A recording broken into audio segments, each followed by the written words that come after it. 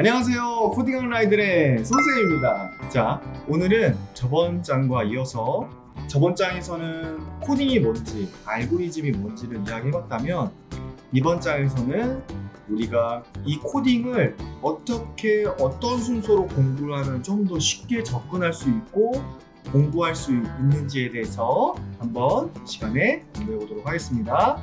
첫 번째, 우선 우리가 블록 코딩에 대해서 얘기해 볼 필요가 있어요. 보통 우리가 학원을 가거나 아니면 방과후나 여러 기관을 통해서 코딩을 시작한다 그러면 블록 코딩이라는 걸 진행을 해요. MIT에서 만든 스크래치, 국내에서 만든 엔트리, 여러 가지 블록 코딩들이 있습니다. 그러면 도대체 이 블록 코딩이라는 게 뭐길래 우리가 블록 코딩을 배우는지 한번 이 시간에 간단하게 한번 보도록 하겠습니다. 여기서 이 블록들이 여러 가지가 있죠. 우리가 이걸 보면 알 수 있는 것들이 여기서 깃발을 누르면 프로그램이 순서대로 되는 형식으로 우리가 진행을 합니다. 자, 이게 무슨 말이냐? 저번 시간에 얘기했던 것처럼 코딩이라는 거는 컴퓨터한테 명령을 하는 거죠. 그러면 이 컴퓨터한테 명령을 하기 위해서는 여러 언어를 번역해서 해야 한다고 했어요. 그래서 그거를 컴파일러라고 했어요. 그걸 번역해서 기계어로 얘기를 해주는데 이 과정들을 우리의 언어로 해주기 위해서 만든 언어가 C 언어인데 우리가 C 언어를 바로 배우기는 어려워요. 그래서 C 언어를 기반으로 만든 블록 코딩, 바로 이 스크래치를 공부하는 겁니다. 이 스크래치는 C 언어의 기반과 똑같아요. 자, 아까 얘기한 대로 제가 저렇게 깃발을 누르면 순서대로 하나하나 순차적으로 작동한다고 했죠. 이런 C 언어의 코딩도 마찬가지로 위에서 아래로 순서대로 작동을 합니다. 그러면 똑같죠? 이렇게 C 언어, 텍스트 코딩은 글자로, 블록 코딩은 이 블록의 그림의 형태로 작동한다는 말입니다. 형식이 둘이 같죠? 그래서 우리가 처음에 코딩을 배울 때 스크래치를 통해서 익숙하지 않은 언어들로 작성을 하기보다는 그림으로 만들어진 이 블록들을 맞춰서 하나하나 코드를 진행하는 겁니다. 자, 그러면 우리가 이 블록 코딩이라는 거를 그냥 단순하게 책을 보고 공부하면 될까요? Nope. 아닙니다. 여러분들, 우리 저번 장에 얘기한 대로 우리가 컴퓨터한테 명령을 주는 거는 결국 우리의 생각을 하나하나 컴퓨터한테 심어줘야 하기 때문에 우리의 생각을 정리하는 연습을 해야 돼요. 그게 바로 우리 뭐였죠? 알고리즘이라고 했어요. 그렇죠? 알고리즘은 문제를 해결하는 방법이었고 이 문제를 해결하는 방법을 통해서 우리가 하나하나 명령을 주는 겁니다. 그러면 이 알고리즘이라는 훈련을 어떻게 진행할까요? 간단하게 예시를 한번 볼게요. 알고리즘 순서도라는 걸 보겠습니다. 자, 이게 뭐예요? 밥을 먹지 않는다. 그 다음에 뭔가 영어로 막 써 있어요. 그 다음에 배고픈가? 아니면 이쪽으로, 아니면 밑으로, 이런 형식으로 우리가 코드가 되어 있는 걸 볼 수가 있어요. 자, 이게 무슨 말이냐면 알고리즘이라는 걸 우리가 이렇게 막 글로 막 작성을 하면 어렵단 말이에요. 근데 이런 형식으로 도형을 이용해서 우리의 생각을 풀어서 정리를 해주면 좀 더 공부하기가 수월합니다. 그래서 코딩 공부를 할 때 처음에 블록 코딩을 하지만 블록 코딩만으로 끝나면 안 돼요. 바로 컴퓨팅 사고력 연습을 해야 하는 거예요. 그래서 그 사고한 거를 이렇게 도형으로 아니면 마인드맵 형식으로 그려본 다음에 이걸 보고 그대로 블록 코딩 스크래치에 입혀보는 거예요. 이 훈련을 해야지 우리가 나중에 텍스트 코딩, C 언어를 하더라도 어려움이 없습니다.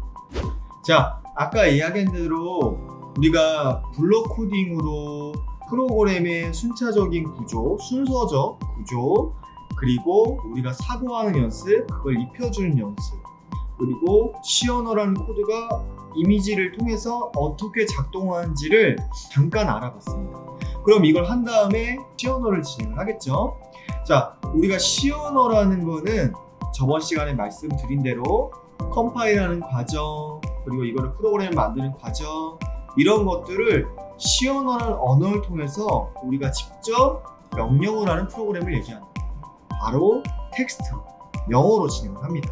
그래서 이거를 공부하는 방법에 대해서 많은 분들이 질문을 하실 거라 생각을 해요. 저는 말씀드리지만 저도 아이들을 초등학교부터 고등학교 그리고 대학생까지 아이들을 가르치고 있지만 중요한 거, 우선 블록 코딩을 통해서 사고력을 확장하고 활용해봐라. 그리고 두 번째, 우리가 시언어로 코딩을 시작했다 그러면 이 훈련된 부분을 적용해봐라입니다.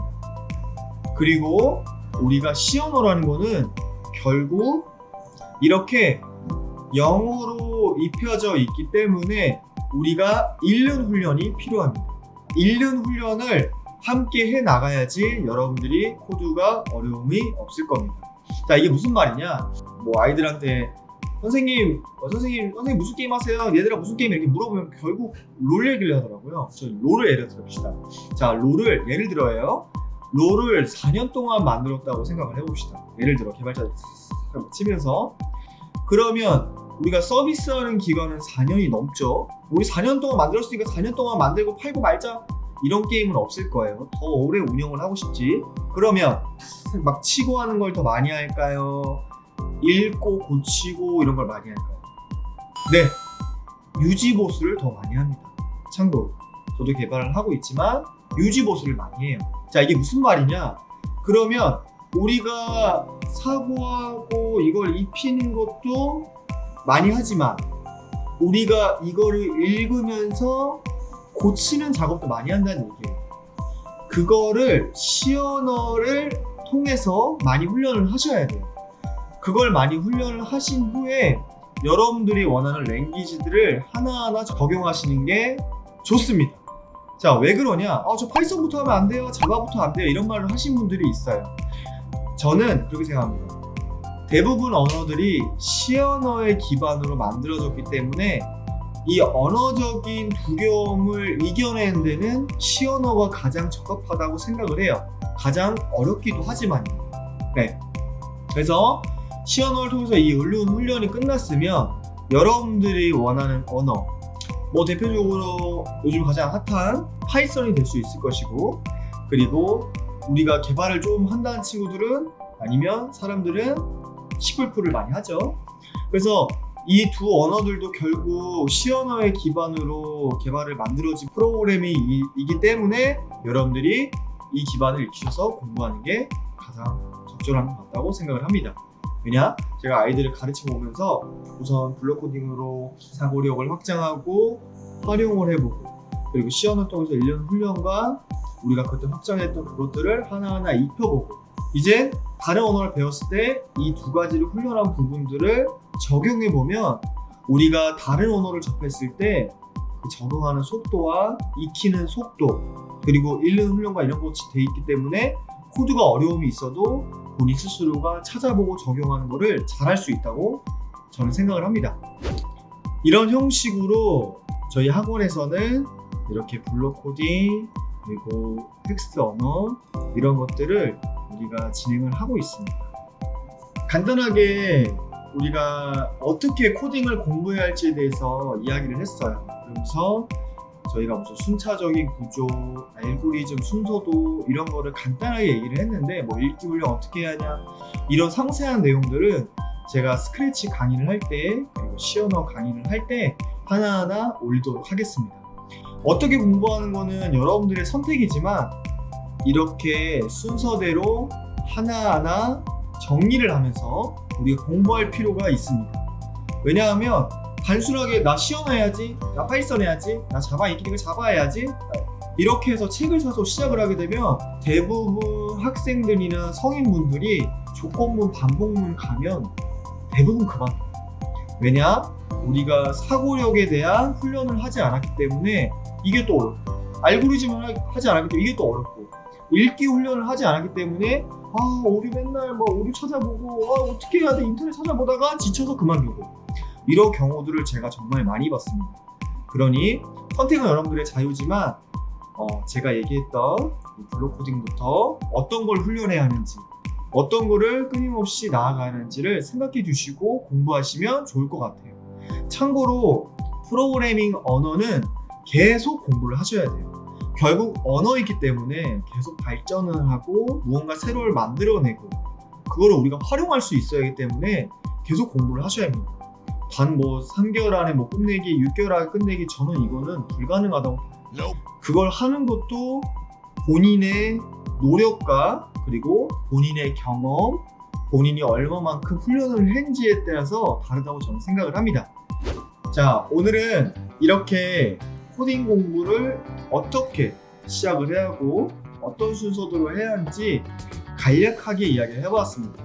혹시 궁금한 게 있거나 어려움이 있으신 분들은 댓글 많이 달려주시고요. 제가 수업을 안 하거나 댓글을 볼 때 바로 답을 드리도록 하겠습니다. 그리고 저희 학원에 대해서 궁금하신 사항이 있으시면 저희 정보란에 보면 저희 블로그가 있어요. 그래서 한번 문의를 해주시면 좋을 것 같고요.